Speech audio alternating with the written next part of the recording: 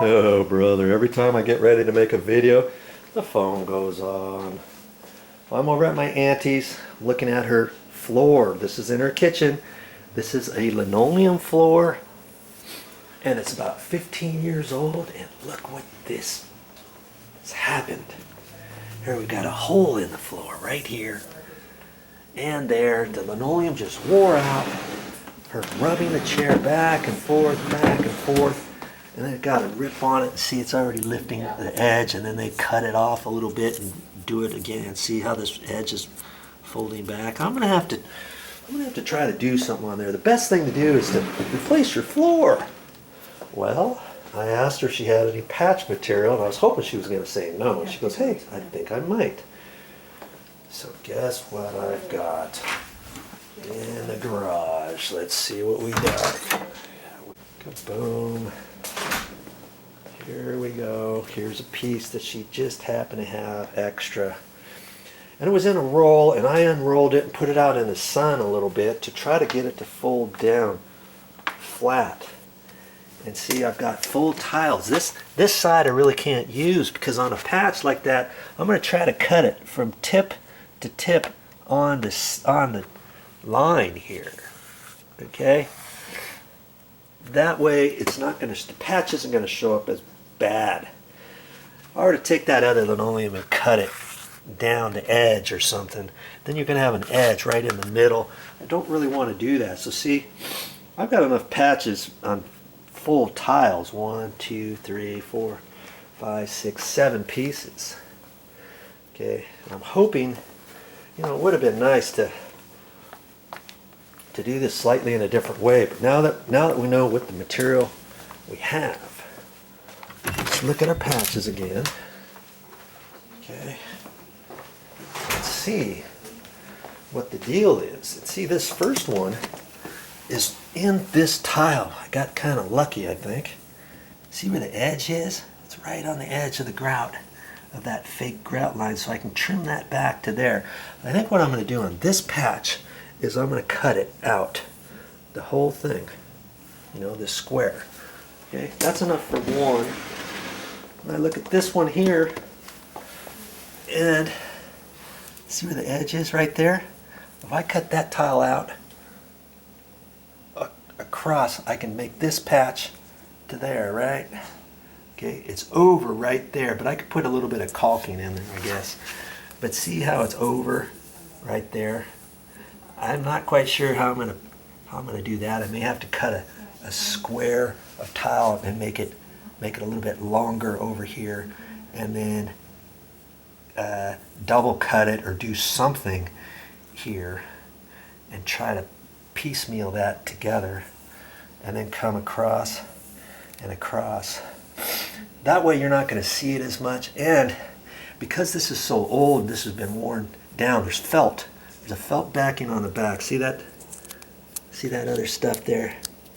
That's a felt backing, and it's probably depressed a little bit. When I put the new piece in, I might still have a slight ridge on there, and she still might hit it with the bottom of her chair, even though she's got those little plastic things on the end. See? There. See the plastic tip? It makes your chair slide easier. There's a tip for you. If you don't have those, you might want to get those for your floor to make them rub softer and easier on the floor. Okay, so I've got two pieces there, this piece here, and I was like, okay, what else is there? Here, I don't know how they did that. There's a gouge right there. I could take my sheetrock knife and maybe cut it on the other side and get that little bit off of there, and then put some caulking in there or something, you know. So I went to the store.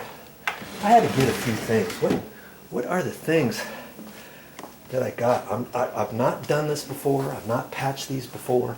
I am not a linoleum professional, so a patch is a patch, but I'm trying to do my best to minimize the actual patch area and see what I can do, because if I can do it, I know you can do it too. Stick around if you want to see how to fix this floor.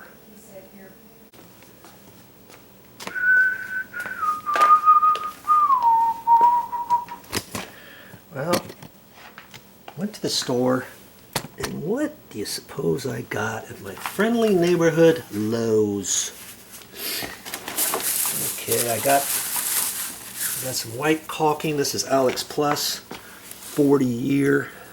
And that's, I'm going to just put a little bead of caulking around my patch.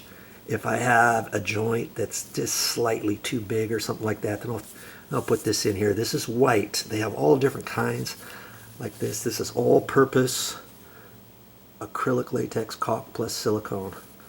I use this stuff for lots of things, and I like to use something that's paintable. We're not going to do this for painting, but if you're doing painting, you want to get something. If it says silicone, you don't want 100% silicone, then you can't paint over it. Okay, that's what I'm going to use if I need to. And what else did I get? I got some. I just got a little quart. This is a quart container. I don't need very much. Okay, general use multi-floor adhesive. If you got a question, just talk to a salesperson there. Tell them what you're trying to do.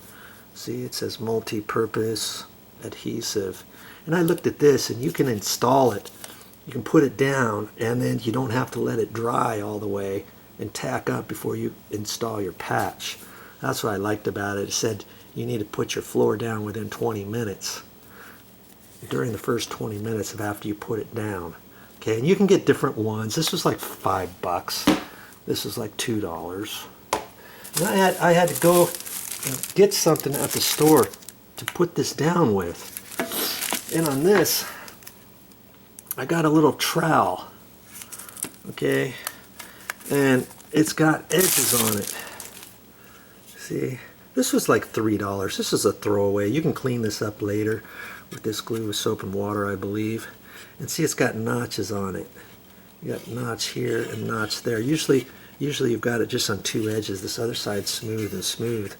Sometimes I make these in plastic, and I was hoping they were going to make a plastic one because I looked on here and see, they always tell you the notches. See the size notch, 5/32.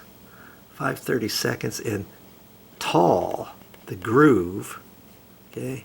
And then wide is 3/16 wide from point to point to point to point.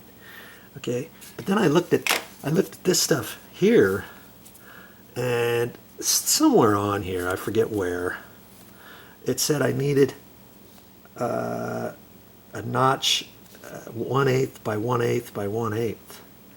Well, this, I was looking on the specifications, and they're really hard to see, but anyways, you look at all the directions and it'll tell you, and it said 1/16 by 1/16 by 1/16.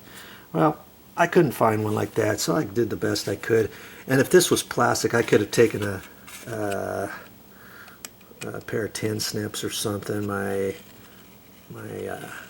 snips, my whisk snips, and just cut that off a little bit if I wanted to. But I'm going to just leave that. It's going to be fine. I'm not going to mess with it, worry about it too much. If it spooges out on the joints, I can wipe it off. I'm not really too concerned about that. Okay, so that's all I needed at the store. That's it. And of course, my patch material I've got right here. I'm going to need to use a straight edge and a sheetrock knife. I'm at my Auntie's, and see, she said I could use this, and here's a square. This is what I call a square. And oh, here's a little small square. I don't know if I'm going to use that. That might be long enough. No. Let's see, from point to point. I mean, I might use this, but I was looking at this one here. He's got a couple squares here. Okay, I can use this here for my straight edge. Okay, and I've got a sheetrock knife and some sharp blades, and that's about it.